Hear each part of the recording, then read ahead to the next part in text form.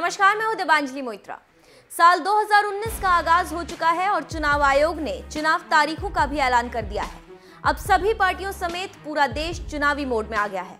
अब विपक्ष पिछले 5 साल का जवाब मांगेगा और सरकार पिछले 5 साल क्या किया इसका जवाब देगी। वो तमाम लोग इस बात को जांचेंगे कि आखिर सरकार ने क्या किया है और अगर इस बार फिर हम मोदी को वोट देते हैं तो वो आगे और क्या करेंगे। तो चलिए आज हम रेलवे के बारे में बता रहे हैं कि आखिर पिछले 5 साल रेलवे में हुआ क्या और रेलवे ने किया क्या। अगर पिछले 5 साल की समीक्षा करें तो पता चलता है कि रेलवे के ये 5 साल कुछ खट्टा तो कुछ मीठा रहा। रेलवे के सामने कई बड़ी चुनौतियां आई। रेलवे उन चुनौतियों को बड़ी दिलेरी के साथ मुकाबला किया और उस पर विजय पाई। एक बार रेलवे के बारे में बात करते हुए रेल मंत्री पीयूष गोयल ने कहा था कि अगर भारतीय रेलवे पर उसकी उपलब्धियों के लिए कोई टैग लगाने की कोशिश की जाए तो ये शायद गलत होगा। ओवरऑल अगर पिछले 5 साल की समीक्षा की जाए तो कुछ बातें कॉमन रही, जैसे ट्रेन में देरी, खराब भोजन, केटरर द्वारा अधिक पैसा लेना जैसे यात्रियों की शिकायतें हमेशा से रही हैं। लेकिन इसके अलावा भारत की सबसे तेज गति की ट्रेन, सबसे लंबा पुल चालू करना, पहली बार डीजल से चलने वाले इंजन को इलेक्ट्रिक इंजन में बदलना, पहला परिवहन विश्वविद्यालय बनाना, पहली एयर कंडीशन्ड लोकल ट्रेन और पिछले 3 दशकों में पहली बार सबसे कम दुर्घटना जैसी अच्छी चीजें भी रेलवे के खाते में आई हैं। लेकिन हम रेलवे के कुछ अलग करने पर बात करने जा रहे हैं, वो है रेलवे का विस्तारीकरण। अगर मोदी सरकार की माने तो भारतीय रेलवे ने 2018 तक यानी कि पिछले 4 साल 3 महीने में 2574 किलोमीटर नई रेल लाइन बिछाई है। हम ये भी बता दें कि ये बातें रेल राज्य मंत्री राजेन गोहेन ने राज्यसभा में एक प्रश्न के लिखित जवाब में कही है। झारखंड और कर्नाटक में बिछाई गई नई रेल लाइनें। झारखंड में 240 किलोमीटर रेल लाइन बिछाई गई, कर्नाटक में 235 किलोमीटर रेल लाइन बिछाई गई, मध्य प्रदेश में 262 किलोमीटर, बिहार में 229 किलोमीटर रेल लाइन बिछाई गई, आंध्र प्रदेश में 221 किलोमीटर का जाल बिछा, पूर्वोत्तर में रिकॉर्ड कायम करते हुए 178 किलोमीटर रेल लाइन बिछाई। ये सभी बातें रेल राज्य मंत्री ने राज्यसभा में किसी प्रश्न के जवाब में दिया। रेल राज्य मंत्री ने आगे बताया कि तेलंगाना में 186 किलोमीटर, हरियाणा में 160 किलोमीटर, ओडिशा में 118 किलोमीटर, पश्चिम बंगाल में 86 किलोमीटर, राजस्थान में 73 किलोमीटर। रेल राज्य मंत्री गोहेन ने ये सभी बातें राज्यसभा में कही। इसके अलावा छत्तीसगढ़, गुजरात, जम्मू कश्मीर, महाराष्ट्र और पंजाब में भी नई रेल लाइनों का जाल बिछाया गया है। रेल राज्य मंत्री गोहेन ने यह भी कहा कि इस समय सरकार 180 नई रेल लाइन परियोजना पर काम शुरू होना है। इन परियोजनाओं के लिए कार्य योजना मंजूरी और कार्य शुरू होने के विभिन्न चरणों में है, जिनमें 3,56,120.17 करोड़ रुपए की लागत से 19,644.8 किलोमीटर लाइनें बिछाई जानी हैं।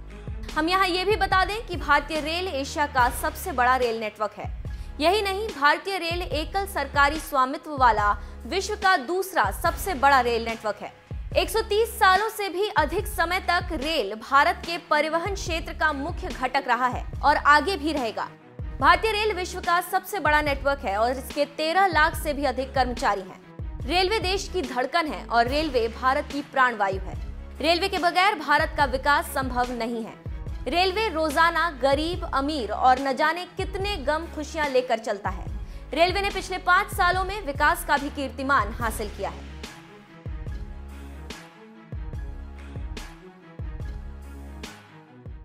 थोड़ी देर पहले ही कानपुर और उत्तर प्रदेश के विकास से जुड़ी हजारों करोड़ की परियोजनाओं का लोकार्पण और शिलान्यास किया गया है।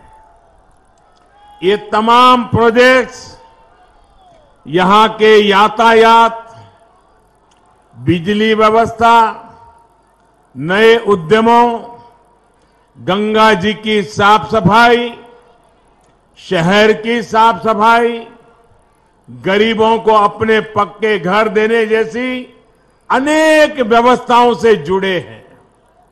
इसके अलावा लखनऊ और आगरा इनकी मेट्रो लाइन का लोकार्पण और शिलान्यास भी आज यही कानपुर की धरती से किया गया है।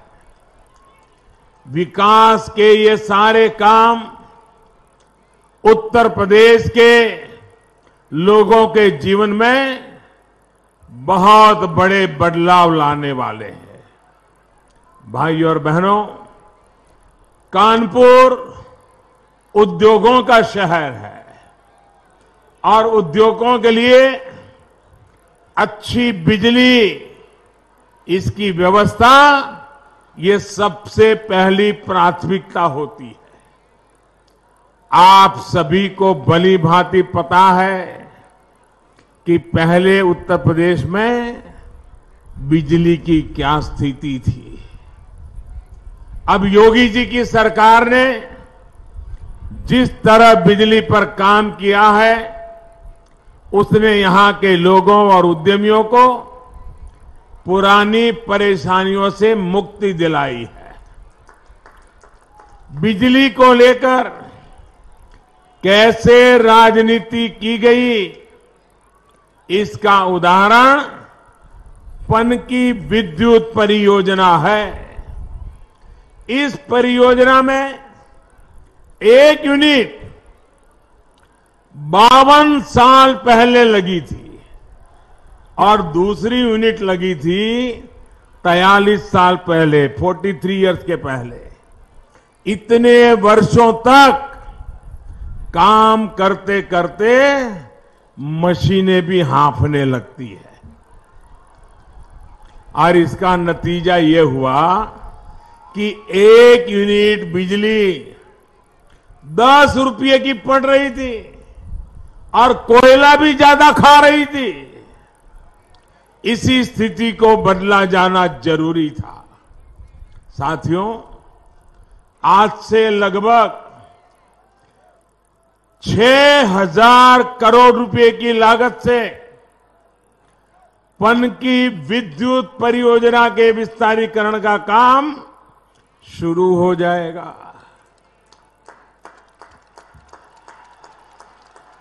इससे जो बिजली बनेगी वो आधे से भी कम कीमत में उपलब्ध हो पाएगी और प्रदूषण में भी कमी आएगी। और मेरे कानपुर के भाइयों बहनों, हमारे काम को आप जानते हैं ना? जानते हैं ना? जिस काम का शिलान्यास हम करते हैं उसका उद्घाटन भी हम ही करते हैं। इसका मतलब ये हुआ कि 3 साल के अंदर जब ये कारखाना पूरा हो जाएगा तो उसका उद्घाटन करने के लिए भी आप में ये जोश है, जुस्सा है, विश्वास है। लेकिन बहुत दुखद है कि हमारे घर में ही सेना के पराक्रम को नीचा दिखाने का दिन रात प्रयास किया जा रहा है। ऐसे लोगों को शर्म आनी चाहिए कि नहीं आनी चाहिए? आनी चाहिए कि नहीं आनी चाहिए? उनको नहीं आती है। पाकिस्तान को जो अच्छा लगे, पाकिस्तान को जो पसंद आए, ऐसी बातें हिंदुस्तान में बैठे हुए लोग करें, क्या ऐसे लोगों को माफ कर सकते हैं? कर सकते हैं? क्या ये सेना का अपमान है कि नहीं है? वीरों के पराक्रम का अपमान है कि नहीं है? भाइयों बहनों, कुछ लोग जो काम जानबूझ करके कर रहे हैं, ये मैं गंभीर आरोप लगा रहा हूं, कानपुर की धरती से लगा रहा हूं।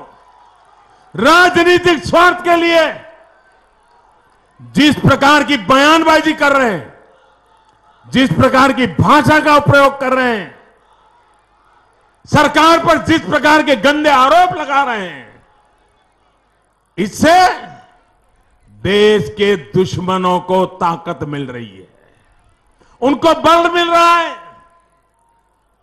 अरे स्वार्थ की राजनीति के कारण, मोदी विरोध के कारण हमारे राजनीतिक विरोधी जो बयानबाजी कर रहे हैं, उसका लाभ आतंकियों के सरपरस्त उठा रहे हैं। साथियों, अरे चुनाव तो आएंगे जाएंगे, लेकिन देश के दुश्मन इसका फायदा न उठाए, ये जिम्मेवारी हर हिंदुस्तानी की है।